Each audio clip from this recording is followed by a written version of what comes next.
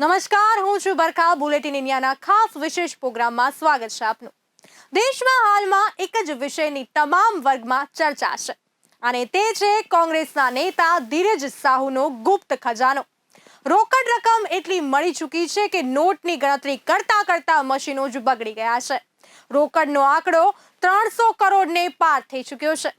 કોંગ્રેસના નેતા ધીરજ સાહુનો ગુપ્ત ખજાનો ક્યાં ક્યાં છે તેની શોધ મોટા પાયે ચાલી રહી છે. નવી વિગતો ખુલી રહી છે. છેલ્લા 72 કલાકથી ધીરજ સાહુના આવાસ અને કચેરી પર આવકવેરા વિભાગની ટીમો તપાસ કરી રહી છે. આ મામલો એટલો ગંભીર છે કે વડાપ્રધાન નરેન્દ્ર મોદીએ પણ આને લઈને કોંગ્રેસ પર પ્રહાર કર્યા છે. ભ્રષ્ટાચારની સામે ભાષણ આપનાર નેતાઓના અસલી ચહેરાનો પર્દાફાશ થયો છે. સમગ્ર મામલો શું છે તે મામલે આજે ખાસ કાર્યક્રમમાં ચર્ચા કરવા જઈ રહ્યા છે.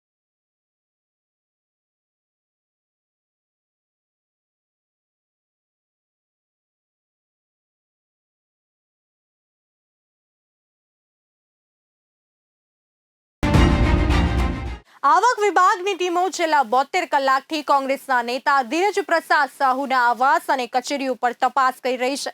અનેક ચોંકાવનારી વિગત સતત ખુલી રહી છે. હજુ સુધી 300 કરોડની રોકડ રકમ જપ્ત કરાઈ ચૂકી છે અને ગણતરી હજુ પણ જારી છે.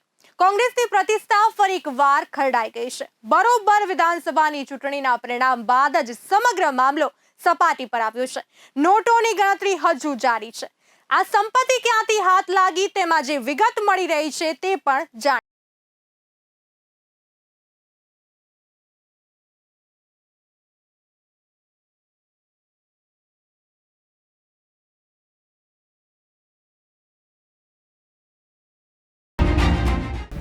કોંગ્રેસના નેતાઓમાં હાલ તેમના સાંસદ ધીરજ સાહુના આવાસ અને કચેરી ઉપર પડેલા દરોડાને લઈ ભાગદોડ મચી ગઈ છે. સાથે સાથે રાજકીય વર્તુળોમાં આ જ વિષયની ચર્ચા છે. રોકડ રકમ એટલી મળી છે કે રોકડ ગણવા માટે લાવવામાં આવેલા મશીનો પણ ગણતરી કરતા કરતા ખરાબ થઈ ગયા છે. આવકવેરા વિભાગની ટીમોને નવી મશીનો એ વખતે મંગાવવાની ફરજ પડી જ્યારે ગણતરીની કામગીરી શરૂ કરવામાં આવી હતી.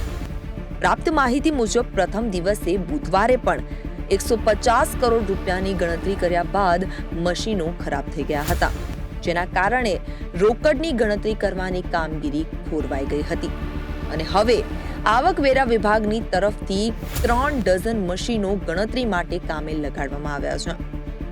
સબલપુરમાં એસબીઆઈના એક વરિષ્ઠ અધિકારીએ કહ્યું કે આવકવેરા વિભાગના અધિકારીઓની અપીલ બાદ એસબીઆઈની બલાંગીર અને સબલપુર બંને શાખાઓમાં નોટની ગણતરી કરવામાં આવી રહી છે.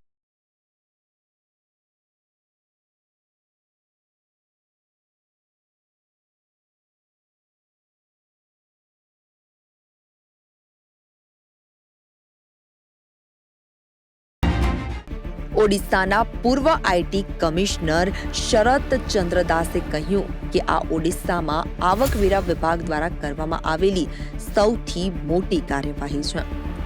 સાથે સાથે જે રકમ જપ્ત કરવામાં આવી તે પણ સૌથી મોટી રકમ છે.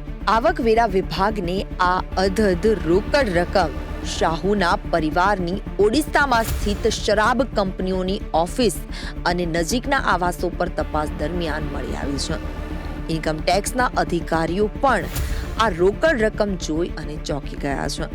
શુક્રવારના દિવસે આવકવેરા વિભાગની ટીમે બલાંગીર જિલ્લાના સુદાપાડામાં શરાબ કંપનીના મેનેજરના આવાસ પર વ્યાપક દરોડા પાડ્યા હતા. અહીં નોટથી ભરેલી 156 બેગ મળી આવી હતી. આ રકમ 100 કરોડથી વધુ હોઈ શકે છે. બુધવારે ગુરુવારે ઇન્કમ ટેક્સના અધિકારીઓએ બલદેવ સાહુ એન્ડ કંપનીના બલાંગીર કચેરીમાં દરોડા પાડ્યા હતા. તે દરમિયાન વિવિધ અલમારીમાં રાખવામાં આવેલી 200 કરોડની રોકડ રકમ જપ્ત કરી હતી. ઓડિશામાં આવકવેરા વિભાગની ટીમે ભુવનેશ્વરના પલાસાપલ્લીમાં બૌદ્ધ ડિસ્ટિલરી પ્રાઇવેટ લિમિટેડની ઓફિસ, કંપનીના કેટલાક અધિકારીઓના આવાસ, બૌદ્ધમાં કંપનીની ફેક્ટરીઓ અને ઓફિસ, રાણી સતી રાઈસ મિલમાં પણ તપાસ હાથ ધરી હતી.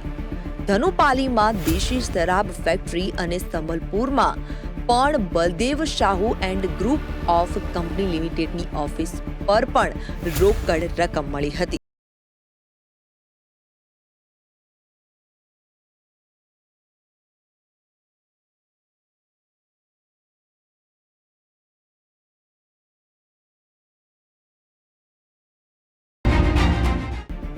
કોંગ્રેસના રાજ્યસભા સાંસદ ધીરજ શાહુની મુશ્કેલીમાં સતત વધારો થઈ રહ્યો છે. 3 રાજ્ય ઝારખંડ, ઓડિશા અને પશ્ચિમ બંગાળમાં શાહુના 10 ઠેકાણે બુધવારે ચાલી રહેલી દરોડાની કાર્યવાહીમાં આવકવેરા વિભાગે શરૂઆતમાં જ 200 કરોડ રૂપિયાની વધુની રોકડ રકમ જપ્ત કરી હતી. ત્યારબાદ ગુરુવાર, શુક્રવાર, શનિવારે પણ દરોડાની કાર્યવાહી અને નોટોની ગણતરી ચાલુ રહી હતી. તપાસ અધિકારીઓએ કહ્યું કે ઝારખંડ, ઓડિશા, બંગાળમાં અત્યાર સુધીની સૌથી મોટી દરોડાની કાર્યવાહી છે. અહીં નોંધનીય છે કે Baldev Sahu and group of companies પશ્ચિમ ઓરિસ્સામાં દારૂની સૌથી મોટી ઉત્પાદક અને વિક્રેતા કંપનીઓની એક છે. એવું પણ જાણવા મળ્યું છે કે આવકવેરાની ટીમને કંપનીની સતપુડા સ્થિત કચેરીમાંથી 100, 200 અને 500ની નોટની ખીચોખીચ ભરેલી 9 તિજોરી મળી હતી. આવકવેરા વિભાગના કહેવા પ્રમાણે આ રકમ વધુ પણ હોઈ શકે છે. જોકે હજુ પણ નોટોની ગણતરી ચાલી રહી છે. આવકવેરા વિભાગે રૂપિયાને બેંક સુધી લઈ જવા માટે 157 બેગ ભરવી પડી હતી. બેગ ખૂટી પડતા જ રૂપિયા કોથળામાં ભરવા પડ્યા હતા. રૂપિયા ભરેલી બેગને ટ્રકમાં ભરી અને બેંક સુધી લવા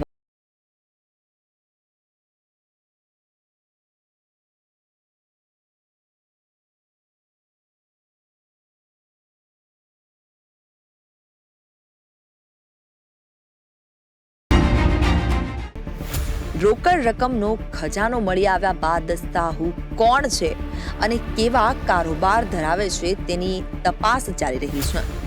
શાહુ કોંગ્રેસના રાજ્યસભા સાંસદ છે. હોદ્દાનો ઉપયોગ પણ કરાયો હોવાની ચર્ચા જાગી છે. મળેલી માહિતી અનુસાર Baldev Sahu and group of કંપનીઝમાં સીધી રીતે રાજ્યસભા સાંસદ ધીરજ શાહુ ઉપરાંત તેમના પરિવારના રાજકિશોર શાહુ, સ્વરાજ શાહુ અને પરિવારના અન્ય સભ્યો પણ સામેલ છે. ઓડિશાનો કારોબાર દીપક શાહુ અને સંજય શાહુ સંભાળે છે. દરોડા દરમિયાન આવકવેરા વિભાગ અધિકારીઓને પરિવારનો કોઈ સભ્ય મળ્યો નથી. જો કે હવે સકંજો મજબૂત બની શકે છે. શાહુ પરિવારની રાજકીય વર્તુળોમાં પણ ચર્ચા છે. તપાસ ખુલતા જાણવા મળ્યું કે ધીરજ શાહુના સંબંધીઓના નામે ઓડિશામાં દારૂનો મોટો વેપાર છે. Baldev Sahu and group of companies મૂળ લોહરદગાની છે. આ કંપનીએ 40 વર્ષ પહેલા ઓડિશામાં દેશી દારૂ બનાવી અને વેચાણ શરૂ કર્યું હતું. આ કંપની બૌદ્ધ ડિસ્ટિલરી પ્રાઇવેટ લિમિટેડની ભાગીદારી ફર્મ છે. આ કંપનીની Baldev Sahu infra private limited, quality bottlers private limited અને કિશોર પ્રસાદ વિજય પ્રસાદ બેવરેજીસ પ્રાઇવેટ લિમિટેડ પણ છે. ઝારખંડમાંથી કોંગ્રેસના રાજ્યસભા સાંસદ ધીરજ શાહુના વિવિધ સ્થળો પરથી આવકવેરા વિભાગની ટીમોને 300 કરોડથી પણ વધુની રોકડ રકમ મળ્યા બાદ વડાપ્રધાન નરેન્દ્ર મોદીએ પણ પ્રતિક્રિયા આપી છે. મોદીએ વિરોધીઓ પર પ્રહાર કરતા કહ્યું કે ભ્રષ્ટાચારની સામે ભાષણ આપતા નેતાઓની અસલી પોલ ખુલી ગઈ છે. મોદીએ ચેતવણી આપતા કહ્યું હતું કે જનતા પાસેથી લૂંટવામાં આવેલી સંપત્તિનો પૂર્ણ હિસાબ લેવાશે. આ મોદીની ગેરંટી છે.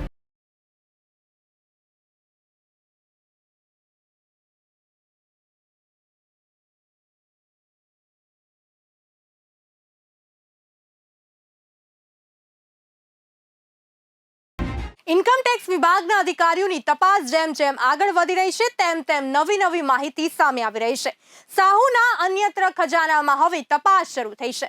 તેમના રોકાણના સંસાધનોમાં પણ તપાસ ચાલી રહી છે. 5 રાજ્યોમાં વિધાનસભાની ચૂંટણીના પરિણામોમાં કારમી હાર થયા બાદ આ આઘાતમાંથી બહાર નીકળે તે પહેલા જ કોંગ્રેસની સમસ્યા વધી ગઈ છે. એટલે કે લોકસભાની ચૂંટણીમાં સંપૂર્ણ તાકાત સાથે મેદાનમાં ઉતરવાની વાત કરી રહેલી કોંગ્રેસ પાર્ટી અને હવે ઇન્ડિયા ગઠબંધનમાં પણ તિરાડ પડી રહી છે. કોંગ્રેસ પ્રત્યે પ્રાદેશિક પક્ષો ઉદાસીન વલણ અપનાવી રહ્યા છે. કોંગ્રેસ પાસે કોઈ જવાબ દેખાઈ રહ્યા નથી. ગુપ્ત ખજાનામાં હજુ શું ખોલે છે તેના પર નજર છે. ત્યારે આવા જ બીજા વિષયો સાથે ફરી મળીશું. ત્યાં સુધી જોતા રહો બુલેટિન ઇન્ડિયા, ભરોસો ગુજરાતનો.